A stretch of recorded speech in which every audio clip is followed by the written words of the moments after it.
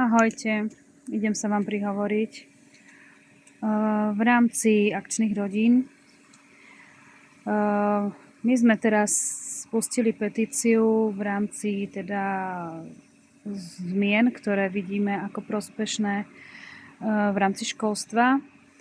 A potrebujem povedať jedno. Tieto zmeny a tá petícia bola zostavená na základe podnetov reálnych ľudí, ktorí jednoducho nás prosili o to, aby sme boli ich hlasom. To nie je niečo, čo sme si vymysleli. To je niečo, čo reflektuje na potreby desiatok učiteľov, rodičov, členov podporných tímov, asistentov. A už len to, že teda tých 1400, vyše 1400 ľudí to podpísalo, tak dá sa povedať, že sme hlasom 1400 ľudí. Nie je to niečo, čo by sme si z nudy vymysleli a podobne. O to viac ma mrzí, že keď my sme, alebo máme byť hlasom ľudí a bojujeme za nich a snažíme sa to, čo oni vnímajú ako svoju potrebu, posúvať vyššie a sprostredkovať spoločnosti, systému, vláde tie ich potreby, ktoré boli nevypočuté, a snažíme sa, aby náš hlas bol vypočutý kvôli ním.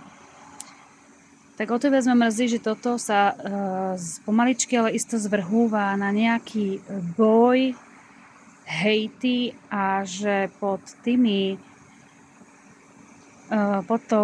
nie pod tou petíciou, ale na tých sieťach, pod tými príspevkami, kde teda to zdieľame, aby ľudia o tom vedeli, že je tu tá možnosť tú petíciu podpísať, ale aj, že ju nemusia podpísať, veď to nie je povinnosť, to je proste len dobrá vôľa. Hej? Tak, že v tých komentároch sú normálne hejty, boje, hnusné veci, že ako potom môžeme ťahať za jeden povraz. Naozaj chcem odkázať všetkým, ktorí si veľmi zgustnú na tých našich príspevkoch už len z princípu, že sme to my, že my sme hlasom ľudí.